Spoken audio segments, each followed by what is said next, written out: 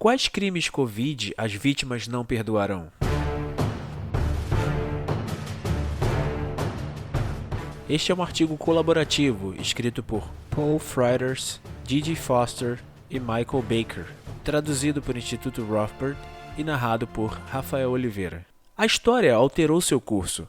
Os lockdowns viram uma elite neo-feudal menosprezar populações inteiras, enquanto essa elite, com frequência surpreendente, foi fortemente defendida por essas mesmas populações menosprezadas.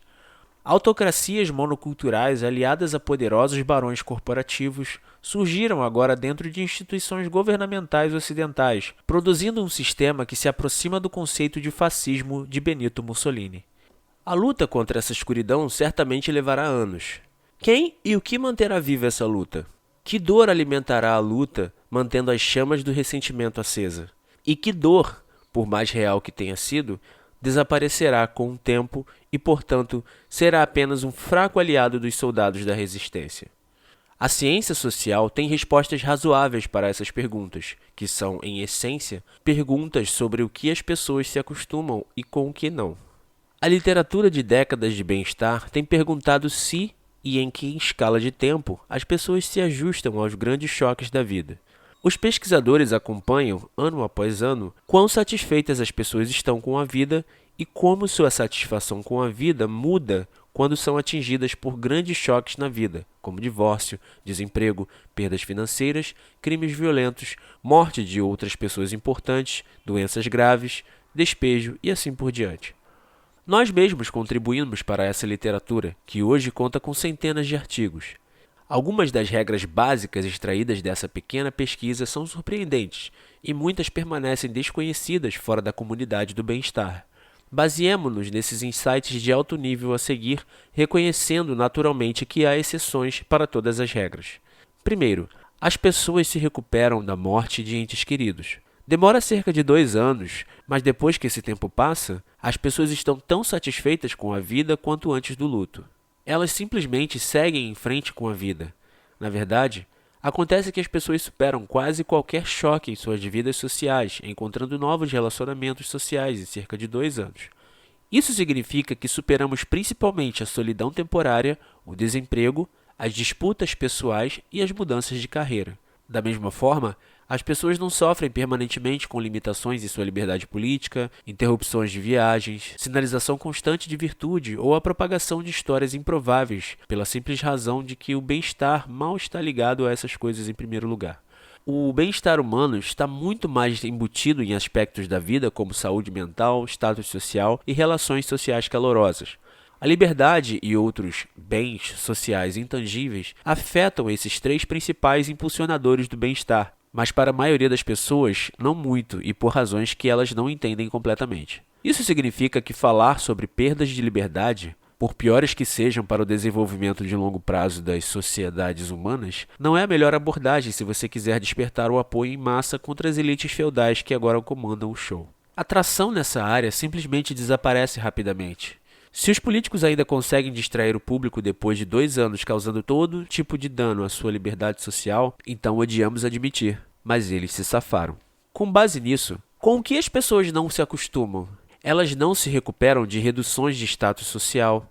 As pessoas só superam o desemprego, por exemplo, se encontrarem outro emprego ou se mudarem para uma função diferente que seja igualmente valorizada socialmente, como dona de casa ou aposentado.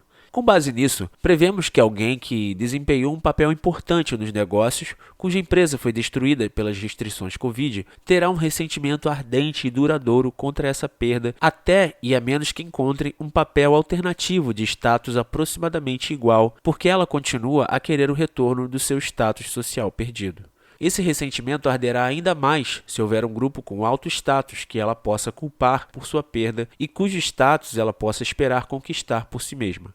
O dano permanente ao status aliado à ideia de restituição é poderoso. Ele fornece uma motivação que continua ardendo. Maquiavel fez uma observação semelhante sobre a natureza humana há 500 anos. Ao aconselhar um governante sobre o que não fazer, ele observou, aspas, acima de tudo, ele deve abster-se de se apoderar dos bens alheios, porque um homem é mais rápido em esquecer a morte do seu pai do que a perda do seu patrimônio. Fecha aspas.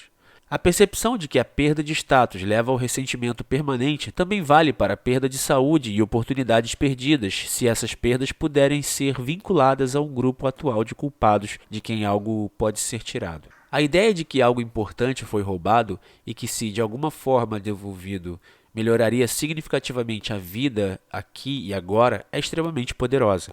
A ideia de que as vacinas causaram danos permanentes à saúde ou que as pessoas foram roubadas de seus melhores anos, justamente com a culpa plausível em ambos os casos de uma elite sórdida, se encaixaria desse projeto. Seguindo esta linha lógica, esperamos ver o surgimento gradual de um sucesso final de um enredo de resistência em que as massas foram deliberadamente prejudicadas por uma elite rica. Os danos da vacina, em particular, reais ou imaginários, são extremamente poderosos do ponto de vista narrativo moderno, porque se ligam à obsessão consigo mesmo que caracteriza as mídias sociais e sustenta a covardia moderna. Mais e mais pessoas começarão a se preocupar com o fato de terem sido injetadas com veneno que as danificou permanentemente, principalmente se as empresas que vendem o veneno puderem ser forçadas a compensá-las pelos danos. A obsessão sobre como a saúde de alguém foi prejudicada devido a vacinas infligidas por outras pessoas se encaixa na cultura de reclamações de hoje como uma luva. É pessoal, convida à sinalização da virtude, nomeia um grupo culpado, permite ações draconianas, exige redistribuição para si mesmo e é simples de entender.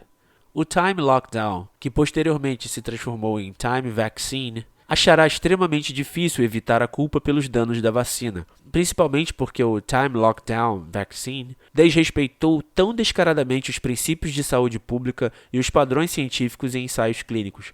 Que o projeto da vacina Covid incluiu a exposição deliberada de crianças a riscos conhecidos sem nenhum ganho significativo razoavelmente esperado, será muito difícil de esconder da população a longo prazo. Não importa quais distrações possam ser fabricadas, a suspeita de danos permanentes a si mesmo e aos próprios filhos continuará voltando, principalmente porque a maior parte das pessoas da maioria dos estados ocidentais foi persuadida, por bem ou por mal, a aceitar essas vacinas.